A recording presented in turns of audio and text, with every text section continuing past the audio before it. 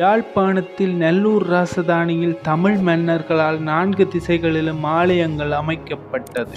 அதில் ஒரு ஆலயமாக வீரமாகாளியம்மன் கோயில் காணப்படுகிறது. இது 200 ஆண்டுகளுக்கு மேல் பழமை வாய்ந்தது.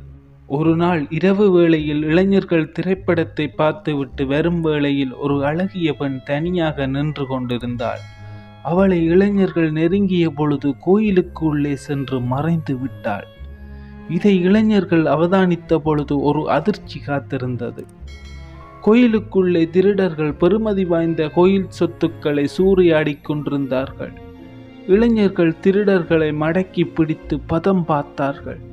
இந்த திருட்டை வீரமாகாளியை பெண்ணுருவில் வந்து பிடித்து கொடுத்ததாக அப்பகுதி மக்களால் இன்று வரைக்கும் நம்பப்படுகிறது. அது மட்டுமல்ல, சங்கிலி மன்னன் ஐரோப்பியருடன் போருக்கு செல்ல முன்னர் இவ்வாலயத்தில் வாளினை வைத்து வழிபட்டு சென்றதாகவும், அப்போரில் வெற்றி பெற்று ஐரோப்பியர்களிடமிருந்து கைப்பற்றிய வாளினை அம்மனுக்கு வழங்கியதாகவும், அவ்வாள் நீண்ட காலமாக அவ்வாலயத்தில் இருந்ததாகவும், யுத்தம் நடைபெற்ற காலத்தின் பின்னர் சிங்களவர்கள் திருடிச் சென்று அருங்காட்சியகத்தில் வைத்திருப்பதாகவும் அறியப்படுகிறது.